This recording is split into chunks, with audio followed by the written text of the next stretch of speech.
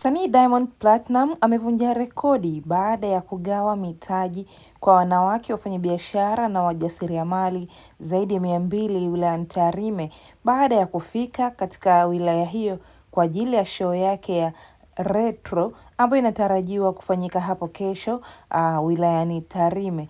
Diamond ametumia muda wake katika kurudisha kwa jamii baada ya kutembelea katika moja ya soko wilayani Tarime na kugawa mitaji kwa wamama wote ambao wanafanya biashara katika eneo hilo.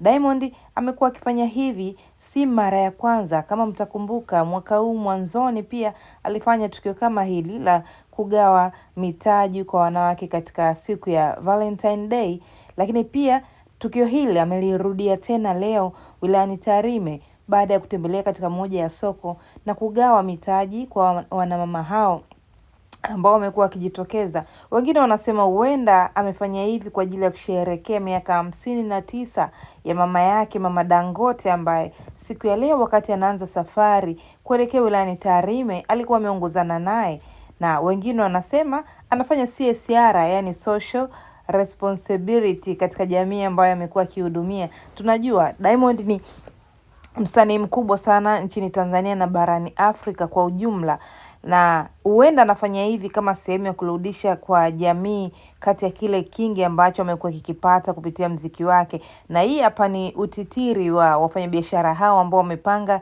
mstari kwa ajili ya kupatiwa mtaji au kuongezewa mtaji na mwanamuziki huyu wa Tanzania anayefahamika kwa jina la Diamond Platinum. Wangapi wanajifunza kupitia video hii? Yaani unachokipata si tu unatumia peke yako au na watu wako wa karibu, lakini na jamii inayokuzunguka au jamii ambayo unaitembelea wewe inaenda kunufaika.